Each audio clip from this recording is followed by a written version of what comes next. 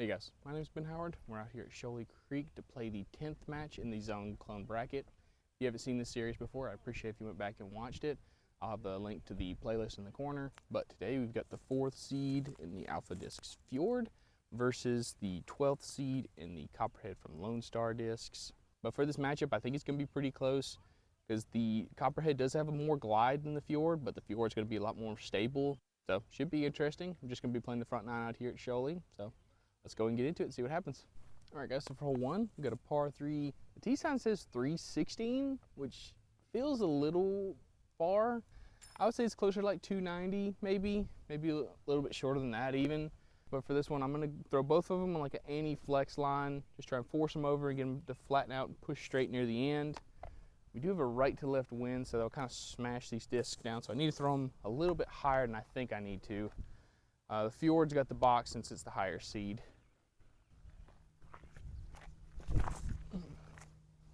Oh, wow. Not enough. Okay, that's pin high at least. Uh-oh. I'm going to go look at that and see if I can get up and down. Because if I can get up and down from there fairly easily, I don't want to use the mulligan. So I'll be right back.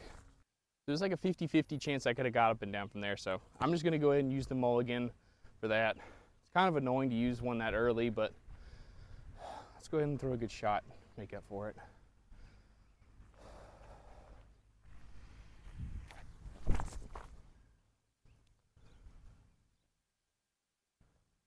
Okay, I think that's like 25 feet short.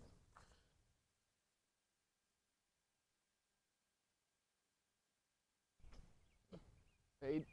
Ah, man.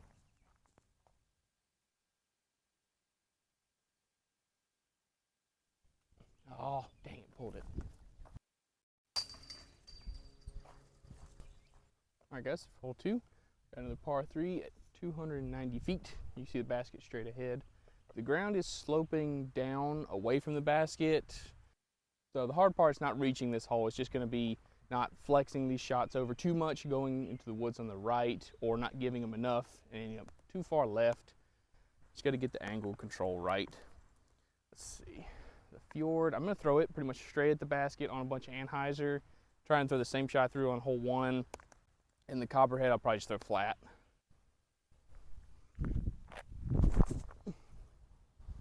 Oh, there's some wind. Get over that.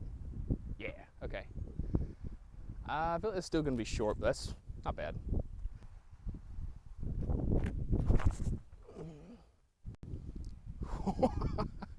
Golly, that wind is strong.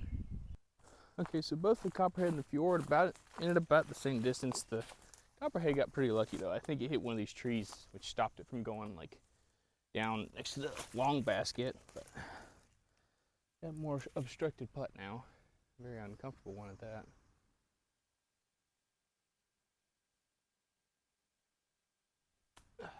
Oh, oops, over the top.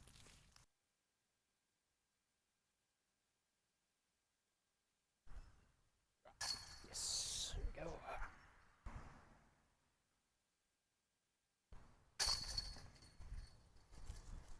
All right, guys, for hole 3, we got a par 3. Not sure what the distance is on this one, but basket's just dead straight ahead. Biggest thing to pay attention to though is there's a creek pretty much directly behind the basket that is out of bounds. So really want to make sure we land this short. If anything, I'm not really too worried about the Fjord on this one, but I am worried about the Copperhead. But I'm going to go forehand with both of these. Fjord, obviously, I'm going to have to flex. Well, the Copperhead, I'm pretty sure I can just throw flat. Oh, gosh. First forehand of the day.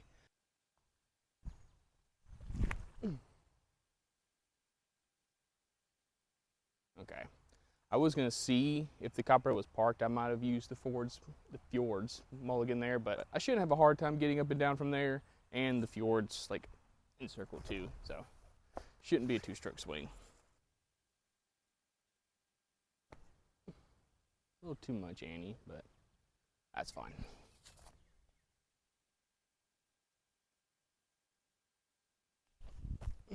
Not high enough.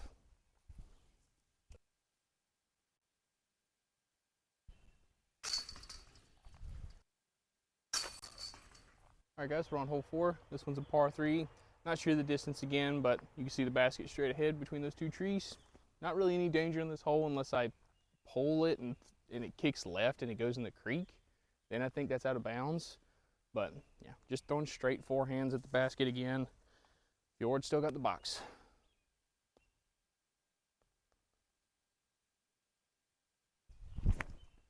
There we go. I should get past the tree too. Yeah, that's fine.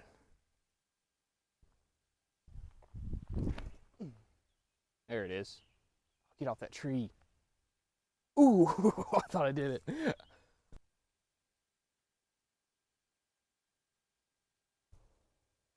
Ooh, get in there.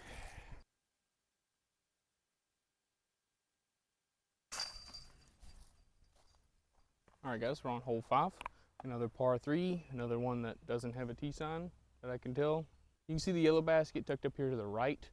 So I'm gonna be going with some forehand hyzers into the green. I just gotta make sure the discs land on the same angle as the ground up there below the basket and without too much speed, or else they can roll and go way down the hill.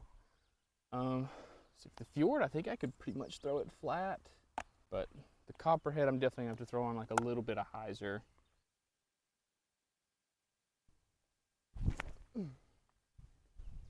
That looks good.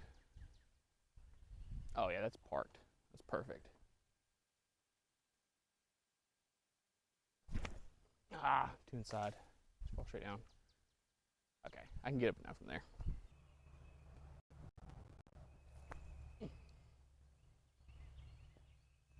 Perfect.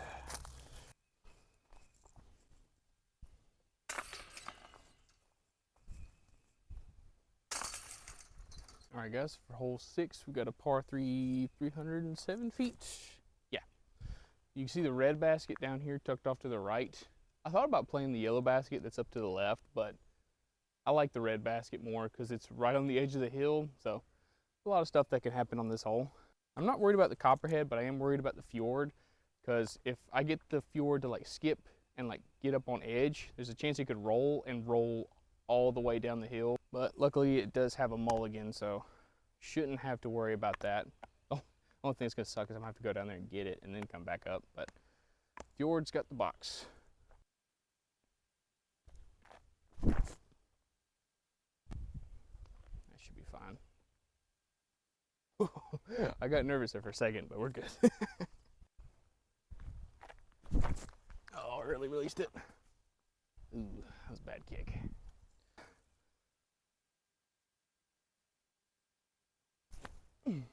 Oh no. Now it acts stable. Okay, I think it's stuck.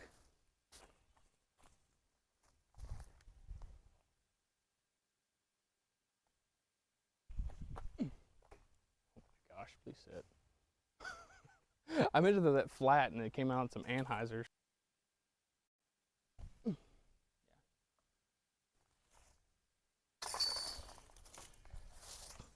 All right, guys, so for hole 7, we got a par 3, like maybe 120 feet, just right there, going really far downhill. But there's a good amount of room on the left, so I'm just gonna go with just a forehand hyzer with both discs. Just trying to get them to land soft.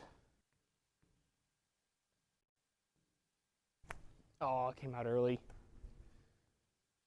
Okay, I should be able to par from there. It came out early too. Good grief. That's at least pin high. Good grief. Ah, got a straight skip.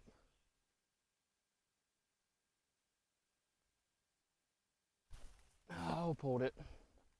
Dang.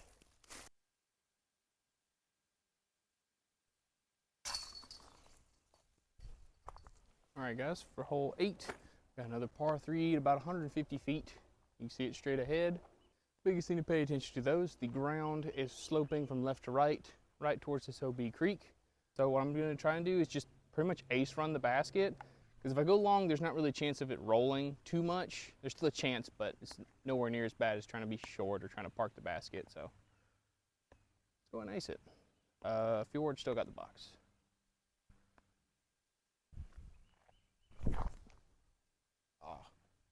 Short. It rolled.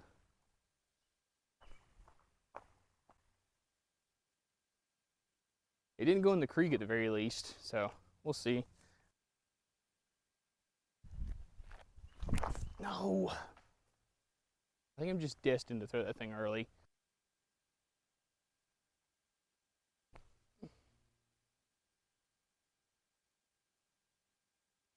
Didn't roll. Perfect.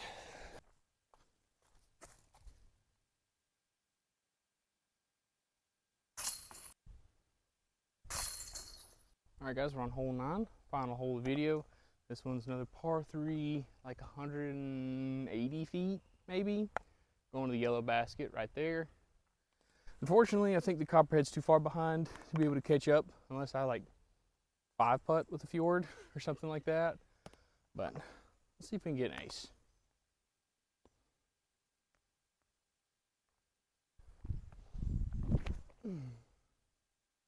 Close. That was higher.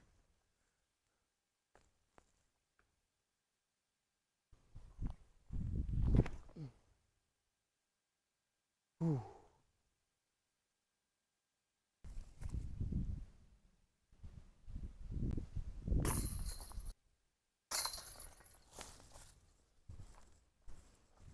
Alright guys, that finished up our round out here with the Fjord and the Copperhead. The Fjord ended up winning by a pretty good amount. It was like 3 to 4 strokes, something like that. Something I've noticed with my game is that whenever I'm pulling shots consistently, it's because I'm not focusing through the shots and I'm not really thinking about what I want out of the shot. But when I'm early releasing, it's because I'm not confident in the shot that I'm picking. And I think you could really notice that today with the Copperhead. I just wasn't confident in what it was going to do because sometimes it acted overstable, sometimes it acted understable on forehand and backhand. I had a much better time with it on forehand. I really noticed that like if I focused on putting it on just a touch of hyzer, it would kind of pop up, ride straight, and then fade a little bit. Or if I threw it flat, it would kind of just ride to the left and then flatten out. But on backhand, I had like no idea what this disc was going to do. And it's just hard to be confident with something like that. Whereas with the Fjord, I know it's going to do. It's going to fade. Like you could see, every time I threw it, even, no matter how much hyzer, it was going to go straight for a little while and then dump. All I could do was just add more anhyzer to make it fade later. Yeah, like I said, the Fjord's moving on to the next round. I don't remember what the next matchup's going to be, but I'll go ahead and put up on the screen here. I should have that out next Friday, so y'all stay tuned for that. But thank y'all so much for watching. Please like, subscribe, and y'all have a good one.